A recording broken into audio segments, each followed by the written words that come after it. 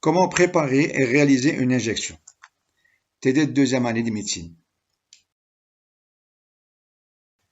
Pourquoi une injection?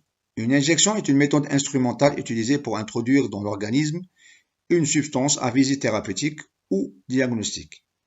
Le produit injecté dans le corps ne passe pas dans les intestins et passe directement dans le sang. L'action du médicament est plus rapide que par voie orale. Nous avons 4 voies d'injection. Une injection intradermique, une injection sous-cutanée à absorption lente, une injection intramusculaire à absorption rapide et une injection intraveineuse à action encore plus rapide. Le matériel nécessaire pour réaliser une injection comprend du produit à injecter, des seringues, des produits désinfectants, un coton alcoolisé et un coton sec, une paire de gants et un garrot.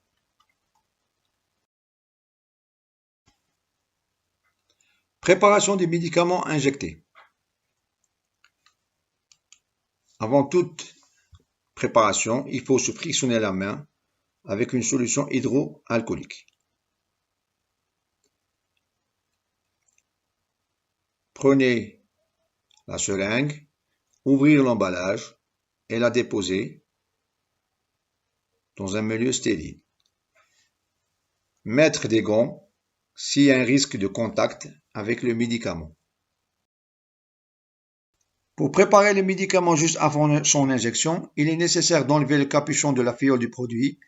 Prenez votre seringue, enlevez la protection de l'aiguille, tirez le piston de la seringue, introduisez l'aiguille au centre du bouchon, prélevez le produit dans votre seringue, enlevez la fiole de votre seringue, puis tenez la seringue avec votre main dominante et purgez l'air.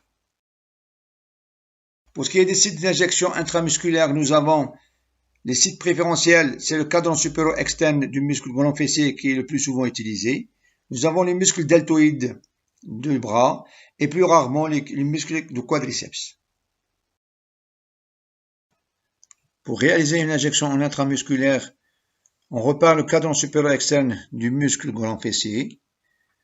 On commence à désinfecter le site d'injection par un coton alcoolisé de l'intérieur vers l'extérieur de manière circulaire. On prend une seringue avec son aiguille et on pique le site d'injection de manière perpendiculaire de ce muscle. On tire un petit peu sur le piston pour pouvoir s'assurer que nous sommes bien dans le muscle et pas dans une veine ou vénule. Puis on injecte progressivement le produit. Et vous voyez que la seringue, elle est perpendiculaire au muscle grand fessier. On termine par enlever la seringue sur un coton sec, maintenu de manière un petit peu compressive. Pour ce qui est de l'injection intramusculaire dans le deltoïde, vous voyez sur le mannequin les zones qui sont représentées en vert représentent les sites d'injection. Pour ce qui est de l'injection intramusculaire au niveau du deltoïde, on commence par repérer le muscle deltoïde au niveau du bras. On désinfecte le site d'injection. On utilisera une aiguille assez longue pour pénétrer dans le muscle. On va tendre fermement la peau entre l'index et le pouce. Et on va enfoncer l'aiguille d'un mouvement sûr et rapide, en perpendiculaire toujours, par rapport au muscle. On s'assure que nous ne sommes pas dans une vénule. Et on injecte progressivement le soluté injecté. Et on termine en enlevant l'aiguille sur un coton alcoolisé.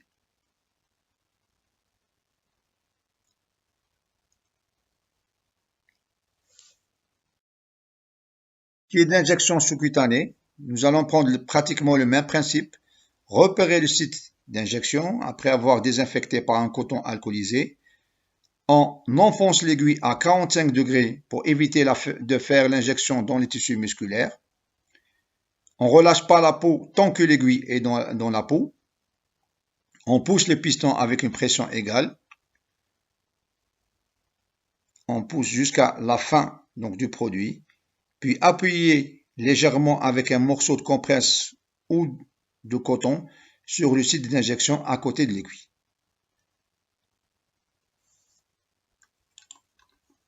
Injection intradermique, on choisit le site d'injection, on désinfecte ce site, on tient la peau du patient, puis on prend l'aiguille à angle entre 5 et 15 degrés.